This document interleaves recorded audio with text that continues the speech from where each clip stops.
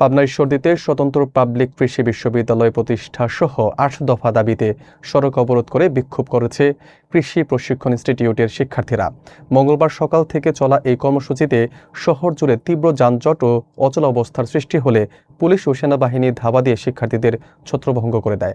এ সময় ধস্তাধস্তি ও হুড়োহুড়িতে বেশ কয়েকজন শিক্ষার্থী আহত হন এবং বর্তমানে পরিস্থিতি স্বাভাবিক রাখতে অতিরিক্ত সতর্ক অবস্থানে রয়েছে প্রশাসন।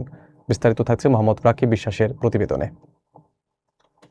পাবনার ঈশ্বরদীতে ডিপ্লোমা কৃষিবিদের জন্য স্বতন্ত্র পাবলিক কৃষি বিশ্ববিদ্যালয় সহ ৮ দফা দাবিতে কৃষি প্রশিক্ষণ ইনস্টিটিউটের শিক্ষার্থীরা মঙ্গলবার সকাল ১১টা থেকে ২:৩০ পর্যন্ত পৌর শহরের আলহাজ মোড় অবরোধ করে রাখেন।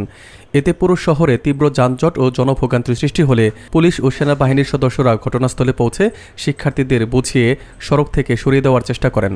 তবে শিক্ষার্থীরা কর্তৃপক্ষের আশ্বাসে সন্তুষ্ট না হয়ে বিভিন্ন স্লোগান দিয়ে বিশৃঙ্খলা সৃষ্টি করলে পরিস্থিতি উত্তপ্ত হয়ে ওঠে। এক পর্যায়ে শিক্ষার্থীরা ঈশ্বরদী সার্কেলের অতিরিক্ত পুলিশ সুপার প্রণব কুমারকে ধাক্কা দিলে যৌথ বাহিনী ধাওয়া দিয়ে তাদের ছত্রভঙ্গ করে দেয় এবং হুড়োহুড়িতে বেশ কয়েকজন শিক্ষার্থী আহত হন। আন্দোলনরত শিক্ষার্থীরা অভিযোগ করেন তাদের শান্তিপূর্ণ কর্মসূচিতে পুলিশ লাঠিচার্জ করে প্রায় ১০-১৫ জনকে আহত করেছে।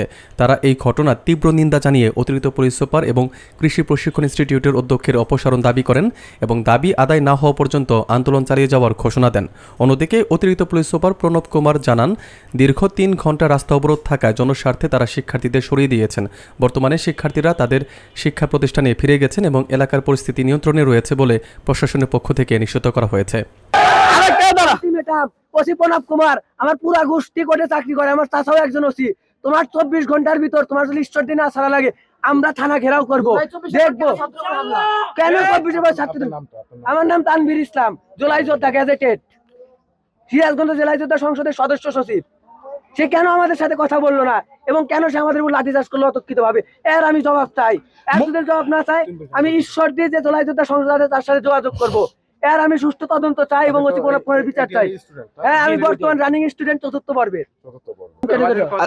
আমাদের কথা স্যার 1 মিনিট দাঁড়ান, এক মিনিট। আমাদের কথা হলো পুলিশ আমাদের 10 মিনিটের আলটিমেটাম দেয়, আমরা শান্তিপূর্ণভাবে কর্মসূচি পালন করতে থাকি। সেনাবাহিনীকে ওরা ডাকে, 2 প্লাটুন সেনাবাহিনী আইছে এবং আমরা যখন মানে মেয়েদের সেফ দিতে যাই তখন কিন্তু আমরা এই প্রশাসনের কথা না শোনার কারণে আমাদের উপর হামলা করা হয়। এমনকি অকথ্য ভাষায় গালাগালি করেছে, তারা আমাদের অকথ্যভাবে মারছে। আমাদের মেয়েদের গায়ে, কোনো মেয়ে কনস্টেবল না, পুলিশ ছেলে কনস্টেবল আমাদের মেয়েদের গায়ে হাত দিয়েছে এবং আর্মিও তার সাথে পরিপেক্ষ মানে তার সাথে যুক্ত ছিল। আমরা এর সুস্থ প্রতিবাদ চাই। এটা যদি প্রতিবাদ আমাদের মানে এর যদি মানে কোনো জবাবদিহিতা আমাদের কলেজ প্রশাসন না দিতে পারে, আমি অধ্যক্ষ স্যার, আমাদের বিবি স্যার, আমাদের জামিন স্যার এবং নীলা স্যারকে 1 ঘন্টার আলটিমেটাম দিতে চাই। তাদের হয়তো বা স্বেচ্ছায় পদত্যাগ করতে হবে, নাহলে আমরা আদায় না করার মতো তাদের ক্যাম্পাসের ভিতর থেকে বাড়ি হতে দেব না।